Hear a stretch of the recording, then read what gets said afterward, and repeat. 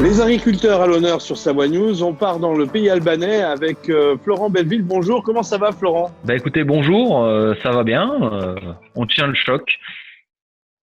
Alors à Étercy, vous êtes bien dans les produits laitiers. Parlez-nous de votre production. Exactement, donc je suis producteur de lait en individuel, le lait qui est destiné à faire de la tome de Savoie IGP sur nos différents ateliers de l'Albanais, tome de Savoie, raclette de Savoie et emmental de Savoie.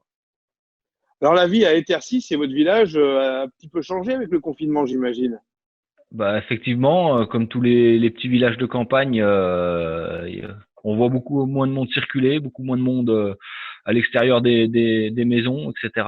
C'est vrai que chacun essaye de respecter au maximum les mesures de confinement du gouvernement, et du coup, c'est vrai que ça fait un sentiment un petit peu bizarre hein, dans nos campagnes où on a toujours un peu d'activité, on voit toujours du monde dehors. C'est un petit peu bizarre, mais bon, il faut attendre que ça se passe.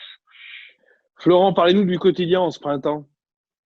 Eh ben le quotidien donc dans les exploitations il est assez chargé avec les différents travaux de printemps comme toutes les années à la fois sur les cultures sur l'entretien des prairies la réalisation des clôtures pour les animaux donc on a eu une grosse période de beau temps là depuis 15 jours 3 semaines donc je pense que ça a permis à tout le monde de réaliser pas mal de travaux euh, donc en parallèle de ça néanmoins le quotidien des fermes il a vachement changé du fait du confinement puisqu'on a beaucoup de structures para-agricoles qui tournent autour des exploitations d'habitude qui ont vraiment réduit l'activité au strict minimum.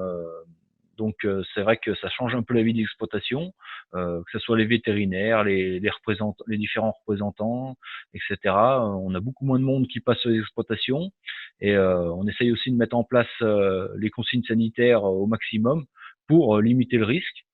Parce qu'au début, c'est vrai qu'on pensait que dans nos campagnes, on était un petit peu en dehors de tout ça, mais on s'aperçoit qu'il y a des cas de plus en plus près de chez nous.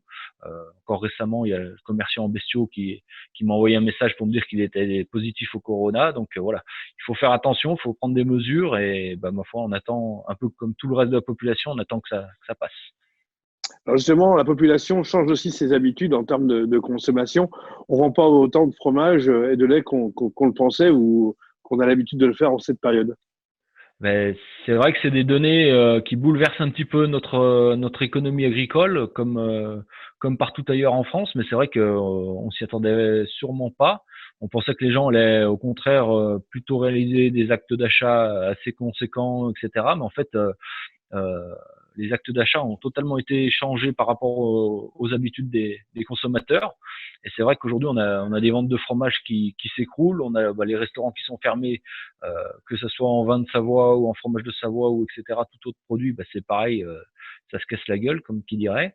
Donc, on essaye aussi un petit peu d'organiser les choses, d'inviter les consommateurs à se rapprocher aussi des producteurs locaux en produits frais, type légumes ou fruits, et à se rapprocher aussi à la fois des magasins de producteurs ou des magasins de coopératives pour continuer à acheter des produits un peu locaux, type charcuterie, viande, fromage, les légumes comme je le disais, etc. Quoi. Parce qu'il faut vraiment qu'on arrive tous à passer le cap et si les gens ils achètent plus que des pâtes, on va pas y arriver quoi. Surtout chez nous. Vous êtes secrétaire général à la Chambre d'agriculture. J'imagine que vous avez une vision très, très globale. Comment vous pensez qu'on peut rebondir d'un tel fait, d'une telle situation? Eh ben, c'est compliqué à imaginer des scénarios, mais c'est vrai que de toute façon, il faudra qu'à un moment donné, l'économie, à la fois l'économie générale de notre pays, de notre région, et puis notre économie agricole qu'on connaît plus, quoi, ça reparte un petit peu aussi parce que on pourra pas continuer sur des choses comme ça durera pas. Il y aura forcément de la casse à la fois au niveau producteur ou à la fois au niveau de la distribution. Donc rebondir, je sais pas. Le problème, c'est qu'aujourd'hui, on manque un peu de perspective sur la fin de la crise et la fin du confinement. Donc c'est vrai que c'est dur à tirer des scénarios. Après, ce qu'on essaye de faire, c'est de gérer un peu le quotidien. On a eu l'annonce la semaine dernière de la fermeture des marchés de différentes villes de France. Donc avec nos différents réseaux agricoles, on a essayé de travailler sur un protocole sanitaire pour que les préfets ou les maires ils puissent rouvrir aussi les marchés pour que les gens ils puissent continuer à s'approvisionner localement en denrées alimentaires, en produits frais. Et c'est vrai qu'on a des difficultés aujourd'hui par rapport à ça parce que tout le monde ferme un peu aussi le parapluie au niveau sanitaire, ce qui peut se comprendre, mais voilà, ça entraîne des difficultés. Donc on essaye de gérer ça, mais néanmoins, effectivement, il faudrait qu'on ait un peu de lisibilité sur la sortie de la crise sanitaire. Et aujourd'hui, c'est pas vraiment le cas avec un confinement qui s'est rallongé dans le week-end. Donc voilà, on va voir, quoi, mais c'est compliqué. Bon, Florent, restons positifs quand même. Un ultime mot pour conclure? Non, bah restons positifs tout à fait. Je pense qu'il faut que chacun fasse l'effort au niveau sanitaire de prendre les mesures au sein de sa famille, au sein de son environnement. Il faut faire l'effort aussi de pas avoir la sinistrose et de continuer à acheter des produits, notamment des produits de Savoie. Je pense que ça encouragera et ça fera perdurer dans le temps notre agriculture. Et puis, bah, si on respecte tous ces règles, on va pouvoir repartir de plus belle et profiter de l'été qui va arriver assez vite. Et autour de bonnes charcuteries et de bons barbecues de Savoie avec de la viande de Savoie. Florent, merci. Bonne continuation dans vos champs et dans vos prés. À bientôt. Merci, au revoir.